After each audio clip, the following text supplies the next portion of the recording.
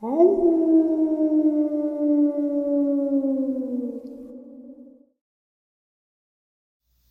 and salutations, everyone. I hope everyone is still doing well, and welcome to, depending on wherever you may live or however you choose to read your clock, this early morning or middle of the night bonus upload.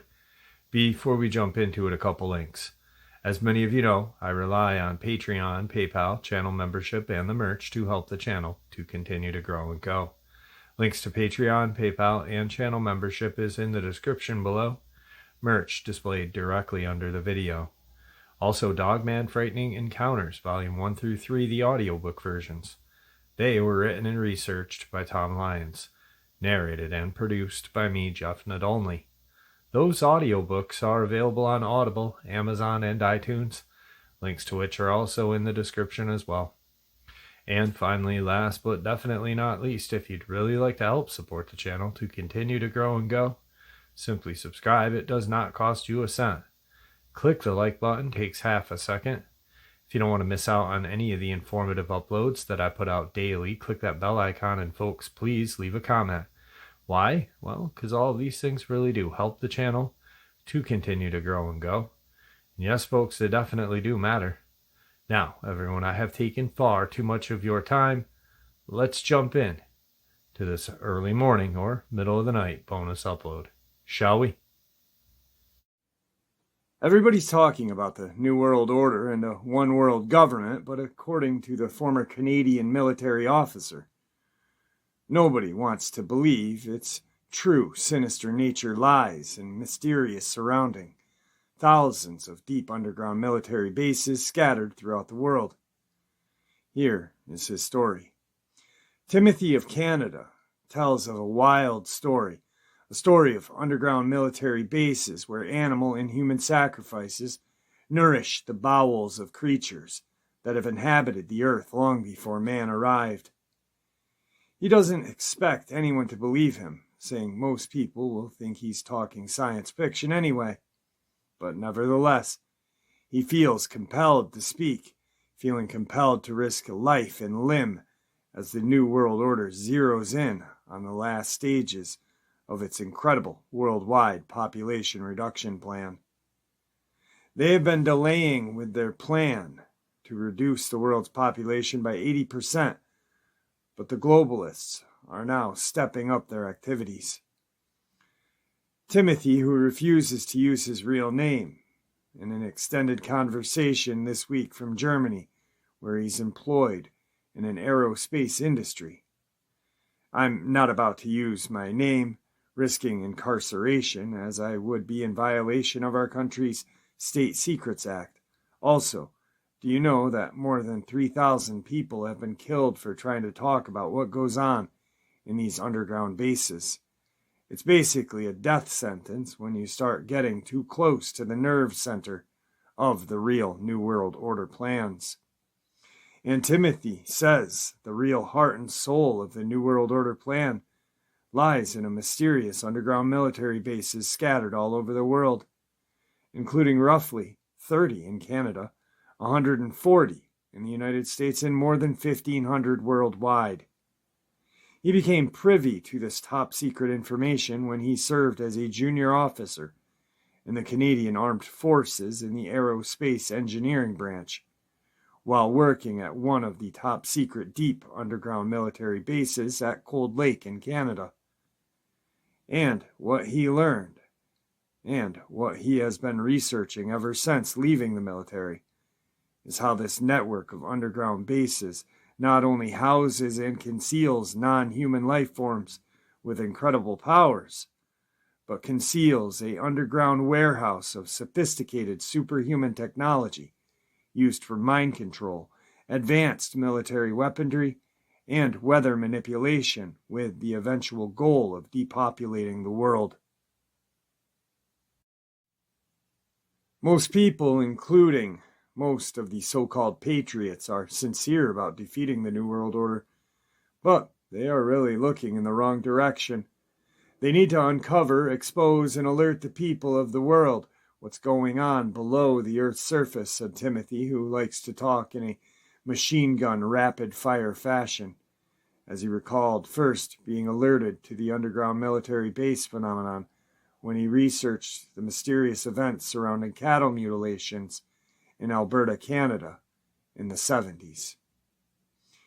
It is very dangerous, and you could be killed if you try and expose what the globalists are doing with this network of tunnels and underground facilities, but I have ended my silence since they are now in the final stages of their plan.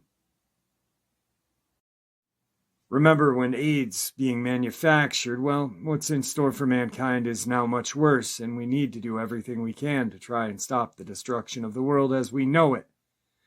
Although Timothy's story can be easily dismissed as pure fantasy, stories like his have a funny way of getting under our skin.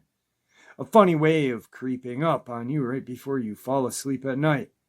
They have a strange way, no matter how outlandish and unbelievable they are, to solicit questions in your mind. What if he's telling the truth? And what if these sinister plans and military bases really do exist?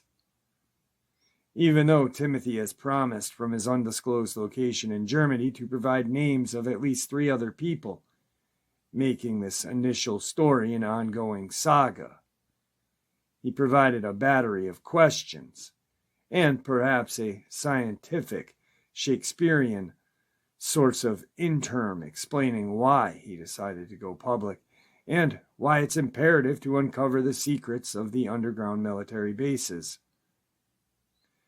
With an outbreak of the flu, I feel compelled to break my silence. Maybe some of you have heard the term New World Order and feel confused about its significance. From this point, let's put everything into this series of hypotheticals. Maybe I do not wish to break the Official Secrets Act and wind up incarcerated. Let's pretend I am about to reveal ultra-sensitive information to you. Please approach this with an open mind. In the late 70s, I became aware of cattle mutilation phenomenon living in Alberta, Canada. The reasons given were unusual for this, and it was suppression of the outcry and true angst I sensed from the cattle farmers protesting outside of Calgary that first got to me. This was the first time I realized there was something seriously wrong. The hush-hush of this left a lasting impression. Let us assume I served as a junior officer in the Canadian Armed Forces in the Aerospace Engineering Branch. One base was in Cold Lake. The members of this base wondered innocently why this was the only base where it was required to always wear a black radiation exposure detector. Maybe this is due to the deep underground military base, or D.U.M.s, with unusual aerial phenomenon a few hundred statute miles north, almost straight in a line with Cold Lake bordering with Saskatchewan. What if you were to realize that Canada has over 30 D.U.M.s, and its neighbor to the south has 140 active D.U.M.s. Worldwide, there are now over 1,500 D.U.M.s. Let us assume all North American D.U.M.s are connected below by an oxygenated magnetic train from Krupp, Germany, and are able to reach Mach 2, having the tunnels vacuumed of air to eliminate air resistance. Adjacent to this is a subterranean tunnel highway. Let us assume that many of these bases are actually underground cities for beings that in actuality have resided here for millennia. Do you have the courage to believe this? All patriots who are willing to resist this New World Order should realize that globalists who have submitted are not only the problem, maybe they have sold the rest of us out thinking they will survive and not be enslaved as the remaining. What if by 2029 the global population is to be massively reduced, the remaining subjects enslaved and hauled off to underground slave labor factories to serve the global elite? What if the SDI project is in real a weaponry system to ward off unwanted guests? Maybe all countries are fighting secretly a global war against strangers once they realized in the late 70s that true intentions of the inhabitants of these D.U.M.s were pure evil beyond belief. What if society could not handle the truth? What if Eisenhower decided at Holman Air Force Base keeping things secret would prevent mass panic and decay into total anarchy? Examining the panic Y2K generated, has society become more courageous in time? I, for one, forgive Eisenhower. What if over 8 million humans have literally been devoured by residents of these bases, the majority nourishing themselves with human glandular secretions? I don't expect anyone to believe this, but let us assume I have been privy to a lot of this horrific information. Let us assume that in reality, there are 143 elements in the periodic table. Maybe the only way the SR-75 can reach Mach 9 is by using metal technology not of this world. Maybe the stealth aircraft uses special coatings combined with electrochemical electronic countermeasures. Maybe this is why the stealth never were used when it rained in former Yugoslavia. Maybe the cloaking technology successfully tested at the Tonopaz Range and S2 employs high-frequency helix devices in the leading edges of the newest generational vehicles, refracting light, making the aircraft invisible. Maybe I have dealt with the metallurgic technology with crystalline structures not of this earth. Maybe the general public has been kept in the dark for many decades. I wish things were not the way they are. Nobody has the right to sell anyone out. Maybe I would not be revealing anything if I was not certain that all the secrecy and timeline is reaching a climax. We are all going to have to assert ourselves beyond belief. We have been lied to, and we thought we were doing our best for betterment. I know mankind is destroying its planet, but I refuse to be enslaved. I am sick of the lies and the New World Order agenda. Maybe the force driving it resides in these bases. If you sense your freedoms are being revoked, then you are not mistaken. After the last element of gun control was implemented, all freedoms will be removed within a 10-year period of time. Never surrender your weapons. I wish this was not happening, and I have had many sleepless nights, but for me, I can't stand it anymore. Never believe that one world government is good for us. Observe the dismantling of nations now and how the UN is taking over. I wondered back, then why is the Canadian military shrinking? This is no accident. The American military is becoming more and more the global force, combined with NATO. What can we do? Well, I know this. I will not cooperate with anyone who has sold me out. I will fight for every right I have, simultaneously enjoying the freedom of technology when it still exists. Not for long, though. I will not believe whatever the WHO dictates. Don't believe anything. Examine the new Denver International Airport. Maybe in reality below its massive dome with 8 levels. Why does the fence point inward? Why the unusual security? Maybe the tent spires are in actuality large ventilation shafts to a subterranean level. Start with this airport, please. If you can't find anything bizarre there, then I feel sorry for you. I do believe in God. He has given us faith. The New Testament in the book of Genesis refers of the Son of God. The Old Testament refers to the sons of God. Both refer to the serpent or demons. Maybe the residents of the D.U.M.s are what was meant by a serpent race. God bless you. Remember this information, and revealing it is not without peril. Be wise. A former Canadian officer has made public information he had access to while working at an underground base in Cold Lake, Canada. All right, folks, some absolutely chilling stuff right there.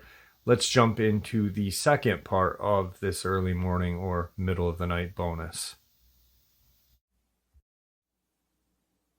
By the late 1930s, officials of the U.S. government were becoming aware of the fact that interest in the Antarctic regions was gaining popular momentum among its citizenry due to the successful expeditions of Byrd.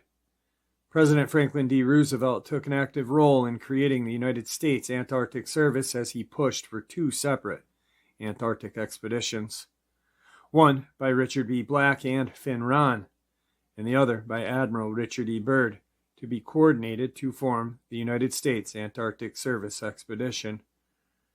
In November of 1937, Dr. Ernest Gruening, director of the Division of Territories and Island Possessions of the Department of the Interior, asked Richard Black, the field representative of the division, to look into the vague requirements of the United States government for an official American expedition to the Antarctic. The United States Exploring Expedition, 1838 to 1842, led by Lieutenant Charles Wilkes, had been the last great adventure to the Antarctic with any direct involvement of the United States government. A statement was released by Black on May 1938 dealing with the government's interest in Antarctica, along with plans for a small expedition to the Antarctic.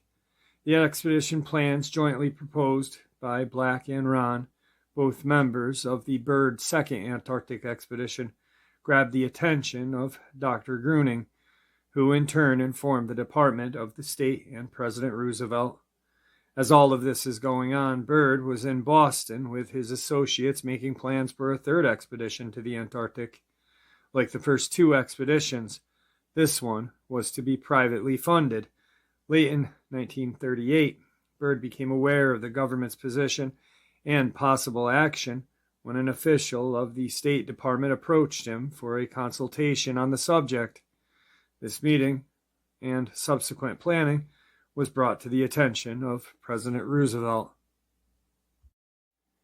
On January 7, 1939, a memorandum was sent by the President to the Acting Secretary of State, Sumner Welles, approving the plans developed by the Departments of State, War, and Navy. The President suggested the Department of Interior should be involved in the planning along with continued consultation with Admiral Byrd and Lincoln Ellsworth regarding the estimated cost of such an expedition. Additionally, the President wanted the group to consider the feasibility of maintaining a party each season at Little America and at the region south of the Cape of Good Hope. Two important developments resulted from the President's January 7th memorandum. First, Admiral Byrd decided to cancel plans for his private expedition and join ranks with the government. With his extensive knowledge of the area from this point forward, he was accepted as a leader and was to be actively involved with the planning and organization of the expedition. Secondly, an interdepartmental committee was formed, which eventually became the Executive Committee of the United States Antarctic Service. On January 13, 1939, the Secretary of State asked the Secretaries of War, Navy, Treasury, and Interior to appoint representatives to serve on the Antarctic Committee. On June 30th, Congress passed an act authorizing Antarctic investigations, and on July 7th, the President himself wrote letters to the secretaries urging them to designate the representatives. As a result, the original planning committee became what the President designated as the Executive Committee of the United States Antarctic Service. The four departments were represented throughout the life of the organization. Captain, later Rear Admiral C.C. Hartigan, and Mr. Hugh S. Cunning, Jr., represented the Navy and State Departments, respectively. Rear Admiral R.R. Wachish was later succeeded by Commander E.G. Rose as representative of the Coast Guard, Treasury. The Department of the Interior was represented in turn by Ernest Gruening, Mrs. Ruth Hampton, R.A. Kleindienst, Paul W. Gordon, Rupert Emerson, and Guy J. Swoop. Lieutenant Commander, later Commander, Robert A. English, USN, United States Navy, commander of the Bear of Oakland on the second bird expedition, was appointed executive secretary. He was succeeded in 1942 by J.E. McDonald, who had been an administrative assistant to Byrd. As commanding officer of the United States Antarctic Service Expedition 1939-41, Admiral Byrd was an ex officio member of the committee, having received his formal appointment from President Roosevelt on July 7th. Although the U.S. government-sponsored expedition, additional support came from donations and gifts by private citizens, corporations, and institutions. Although the Department of Interior was granted funding, it was woefully inadequate for an expedition of this size.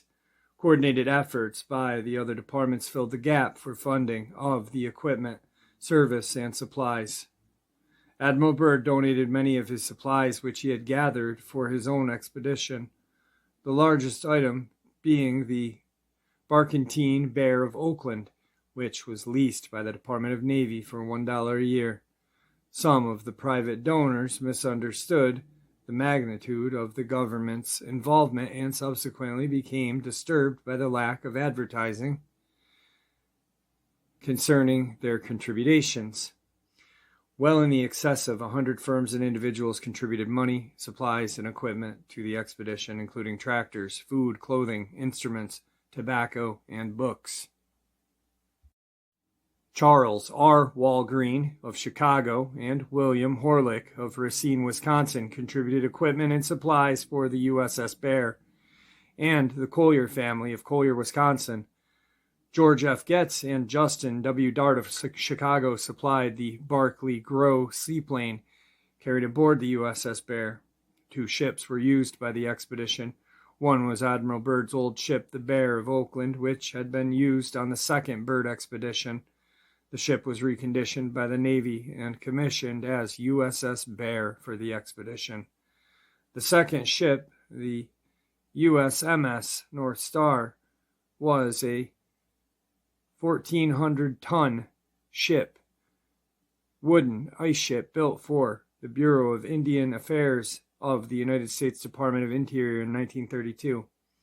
She was used each summer to haul supplies to Alaska. Since summer in Antarctica was winter in Alaska, the Department of Interior was able to lend the ship to the Antarctic Service without interrupting the Alaskan service. The expedition was supplied with 4 aircraft. The USS Bear carried a twin-engine Barclay Grow seaplane on the 1939-40 cruise in Antarctic. Both East and West Base were supplied with twin-engine Curtiss-Wright Condor biplanes, which was used extensively by the United States Marine Corps for 5 years. The 4th plane was a new single-engine Beechcraft, which was to be used in conjunction with the snow cruiser. The snow cruiser, designed by Dr. Thomas C. Polier of the Second Byrd Expedition, was built at the Pullman Company at a cost of $150,000, entirely funded by 70 cooperating manufacturers and by the Friends of the Research Foundation of the Armor Institute of Chicago, where Dr. Polier was scientific director.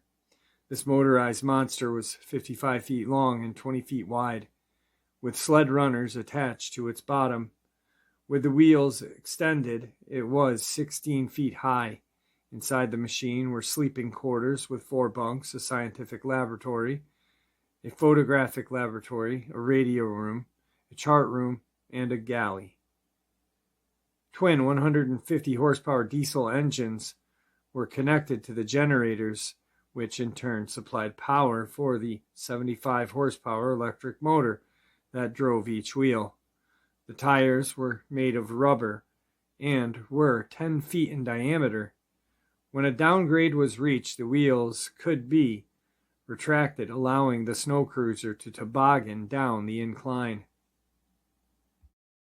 Incredibly, the machine was designed to cross crevices up to 15 feet in width by rising the front wheels while the rear wheels powered the cruiser halfway across the gap. followed by a retraction of the rear wheels and a lowering of the front, which then pulled the machine the rest of the way. A single-engine Beechcraft monoplane was mounted on skis and designed to be carried on the top of the snowcrawler for aerial reconnaissance and exploration within a radius of 300 miles.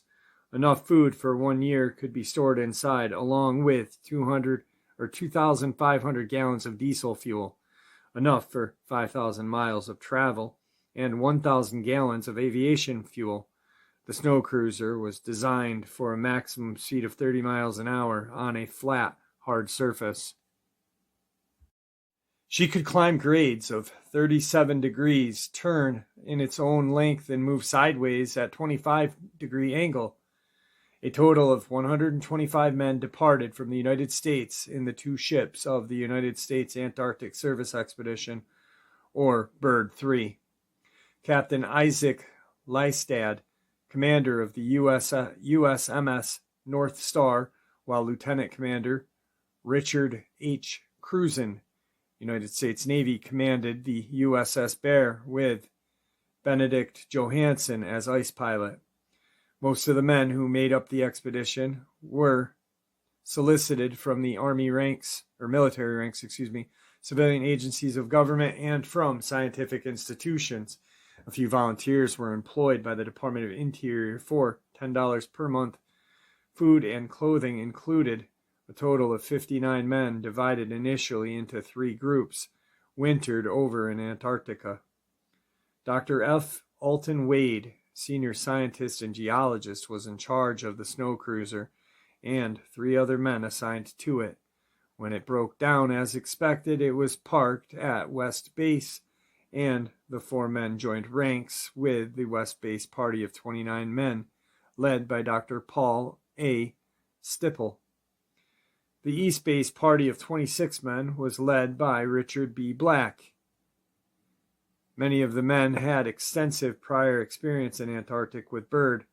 Among them was Benedict Johansen and Paul Stipple of both the first and second Byrd expedition, while Chief Radio Operator Clay W. Bailey, Master Mechanic Vernon D. Boyd, Assistant Mechanic Louis P. Colombo, and Executive Assistant Lieutenant Commander Isaac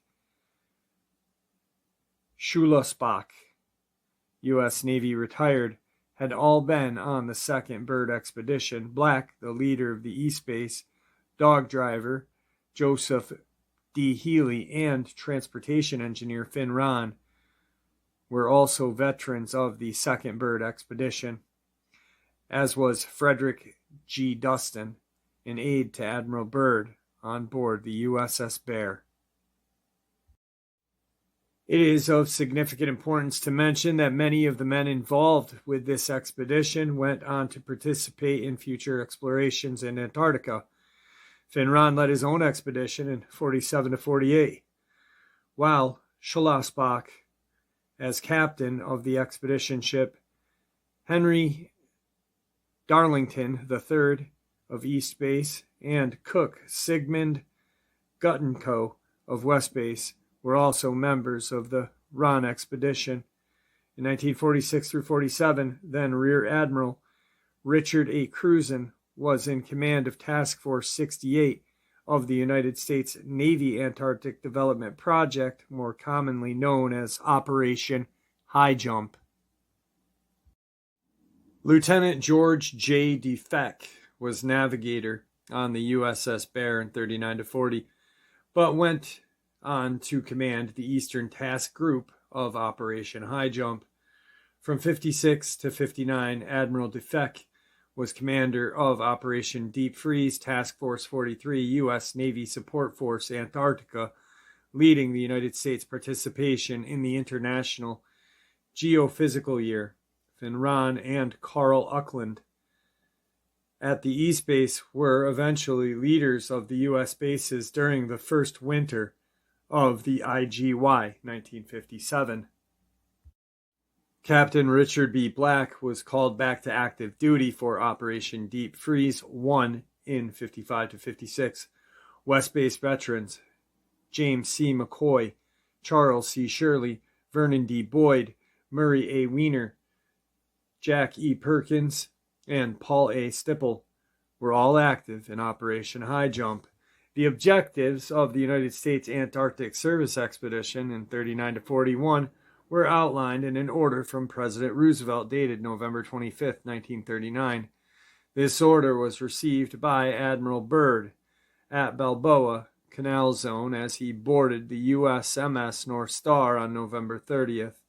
The President wanted 2 bases to be established, East Base in the vicinity of Charcot Island or Alexander One Land, or on Margaret Bay if no accessible site could be found on either of the specified islands, the West Base in the vicinity of King Edward Land, but if this proved impossible, the site of the Bay of Whales at or near Little America was to be investigated. Early in November 15, 1939, the USMS North Star sailed from Boston en route to Philadelphia, where 2 planes were taken aboard. On November 21st, she sailed down Delaware Bay en route to the Panama Canal. The USS Bear left Boston November 22nd, calling at Norfolk on November 25th to take board one of the twin-engine airplanes.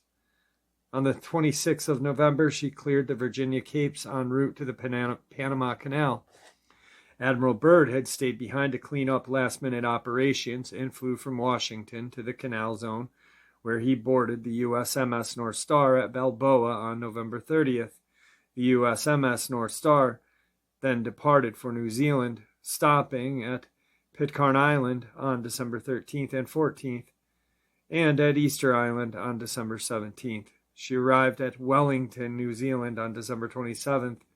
The USMS North Star departed New Zealand for the Ross Sea. On January 3, 1940, subsequently sailing into the Bay of Whales to establish West Base on January 12, 1940. After refueling at Canal Zone, the USS Bear sailed for the Bay of Whales on December 6, entering the bay on January 14, 1940.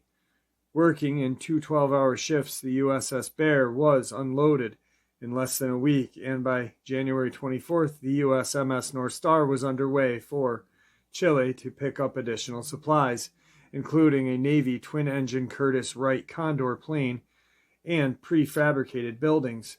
Meanwhile, the Bear, under the command of Byrd, worked its way eastward from the Ross Sea along the edge of the pack ice. A suitable site for East Base was not discovered until a reconnaissance flight by Byrd, Richard Black, pilot Ashley C. Snow, and co-pilot radio man Earl B. Pierce on the afternoon of March 8th. An island on the north side of Nini Bay, just north of Alexander Island, became the home of East Base. The island was subsequently named Stonington Island. By this time, the USS Bear had been joined by the USMS North Star, and by the evening of March 20th, both ships had been unloaded. The following morning, the 2 ships sailed for the United States. Both ships stopped in Punta Arenas, Chile, but from this point the ships separated as the USS Bear sailed for Boston, while the USMS North Star headed for Seattle to resume her regular cruise schedule to Alaska. Establishment of the base camps went fast and furious. Meanwhile, great hopes had been held out for the snow cruiser, but her failure was soon realized. If the snow cruiser had worked at all, it was within reason to assume the possibility of reaching the South Pole, particularly in a route could have been found toward the southeast from the Queen Maud Mountains. From the very beginning, the snow cruiser was plagued by misfortune. As a 30-ton machine was being offloaded at the Bay of Whales, the ramp partially collapsed under its weight, and Dr. Poyer, who was at the controls, avoided disaster by instantly applying full power, causing the machine to make a crunching lunge onto the bay ice. In spite of the huge wheels, adequate traction could not be provided in the snow. The tires kept 12 square feet of rubber on surface at all times, but her weight was simply too great. She sank into the snow, and her inadequately geared electric motors could not propel her forward at more than a snail's pace. A week later, she was still only halfway up the slope from the bay ice to the top of the ice shelf. Finally, after prolonged effort, the machine made it to the west base, where she was put to rest in a makeshift shelter of snow blocks and canvas. The crew now joined forces with Dr. Paul Stipple and the men of West Base. As outlined by President, the objectives of the expedition called for a broad scale of operations. The principal objective was the delineation of the continental coastline between the meridian 72 degrees west and 148 degrees west, and the consolidation of the geographical features of Hearst Island, James W. Ellsworth Land, and Mary Byrd Land. The second objective involved the delineation of the then unknown west coast of the Weddell Sea between Cape Elson and Lepolt Coast. In view of the broad scope of the objectives and the unpredictable circumstances that always arouse in Antarctica, it is remarkable that most of the objectives set for them were met. Of significance was the establishment and occupation for a year of two separate bases 1,600 miles apart by air and 2,200 miles by sea. Flights by seaplane from the USS Bear and by land-based airplanes from Little America 3 resulted in approximately 700 miles of coastline being added to the map of Antarctica. These discoveries included the Hobbs Coast, the Walgreen Coast, the Thurston Peninsula, determined to be an island in 1960, and the 8 coasts. Reconnaissance flights revealed previously unknown parts of the Ross Ice Shelf. Gaps in the unexplored regions between the Beardmore and Liv glaciers in the Queen Maud Mountains were also filled in. The sledge journey down the George Sound resulted in the discovery of its western outlet. In addition to settling the issue once and for all, the Alexander Island was indeed an island. Further aerial reconnaissance from East Base extended the coastline of Antarctica westward to about 85 meridian west, resulting in the discovery of Bryan Coast and Carroll Inlet at its eastern border. The east coast of the Antarctic Peninsula was photographed from the Trail Inlet and Three Slice Nunatak, approximately 68 degrees south, to beyond Nantucket Inlet, 74 degrees 35 south. A route was discovered across the Antarctic Peninsula from Stonington Island to the head of Trail Inlet. A sledge party from East Base was used this route to complete the ground survey of the east coast of the Antarctic Peninsula from Trail Inlet south of Hilton Inlet. The sledging party explored the Dyer Plateau, in the process establishing 11 control points and triangulating the position of 58 mountains. A sledging journey from West Base to the Fosdick Mountains was made to study the biology of the region, and as a result, significant biological and geological specimens and photographs were brought back. Detailed surveys were made at both East and West Base. The first high-altitude meteorological station in Antarctica was operated during November and December of 1940. On the summit of the Antarctic Peninsula, east of Stonington Island, observations were concluded in every conceivable area: seismic, cosmic ray, auroral, biological, tidal, magnetic, and psychological, to name a few. All in all, it was an extremely successful expedition. With international tensions on a rise, it was considered wise to evacuate the two bases rather than relieve the present personnel with new men who would continue to occupy the bases. To assist in the evacuation, the USS Bear left Philadelphia on October 13, 1940, and the U.S.M.S. North Star departed Seattle on December 11th. The U.S. Bear was the first to arrive at the Bay of Whales on January 11, 1941, with the USMS North Star close behind, arriving on January 24th. It was hoped that one day this base would be reoccupied, so much of the equipment and supplies was left behind as the two ships sailed from West Base on February 1st. From the vicinity of Scott Island, the two ships sailed eastward for Margaret Bay. By February 24th, both ships were off of Adelaide Island, northwest of East Bay, but a thick ice pack prevented them from entering Margaret Bay.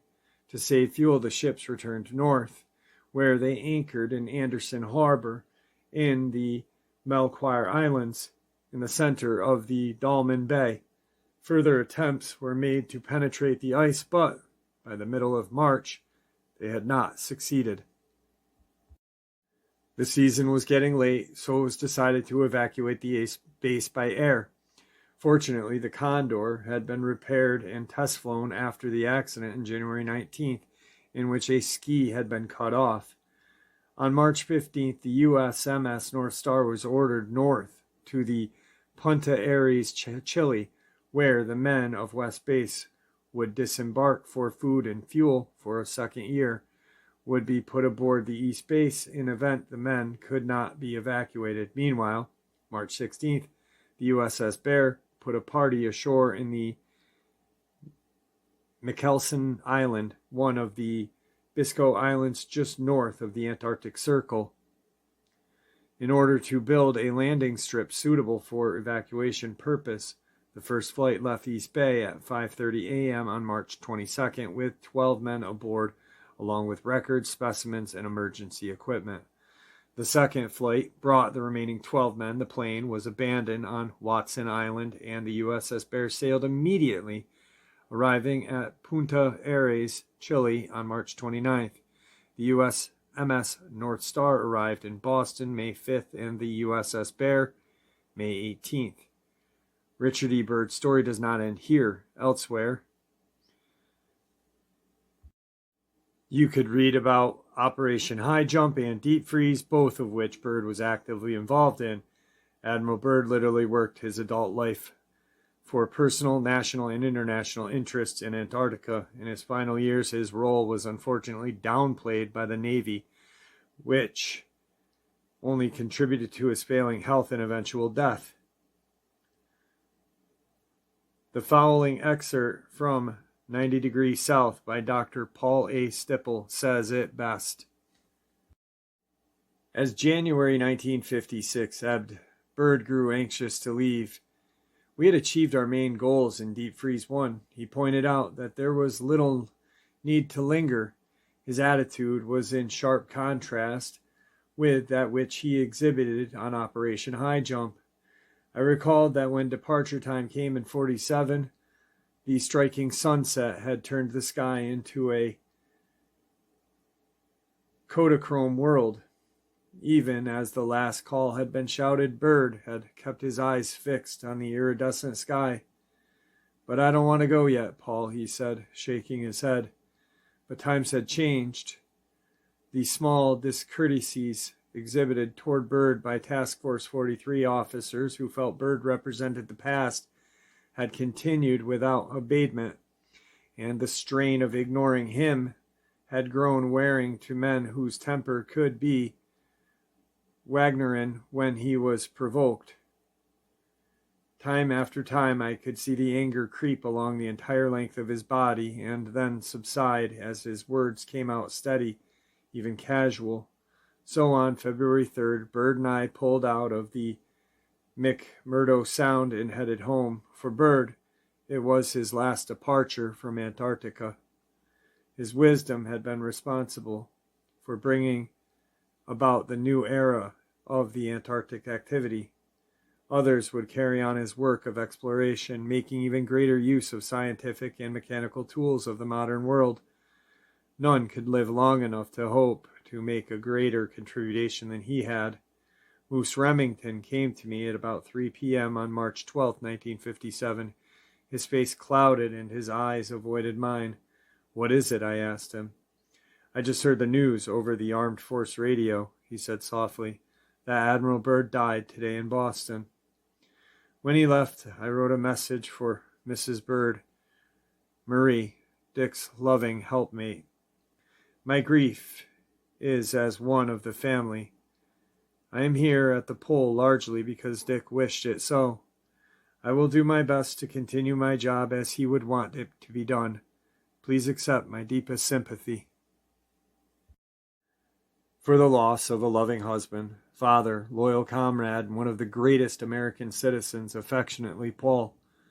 A modest man, Byrd did not talk of his 22 citations and special commendations, 9 of which were for bravery and 2 for extraordinary heroism in saving lives of others, nor did he boast of the medals he had amassed, which included a Congressional Medal of Honor, a Congressional Life-Saving Medal, a Distinguished Service Medal, the Flying Cross, and the Navy Cross. Instead, his talk was of matters of his adventures that went awry or did not turn out as expected. There was the accident to his plane that had enabled Lindbergh to become the first man to fly the Atlantic nonstop to Europe in a land plane. Later, Byrd had made the trip with Bert Acosta, George Novell, and Brent Bellichan. Though they had almost failed to reach France, they had crashed in the sea off the coast and had to swim for their lives. "How did those early years go for you, Paul?" he asked. "Not so adventurous or romantic as yours," I said.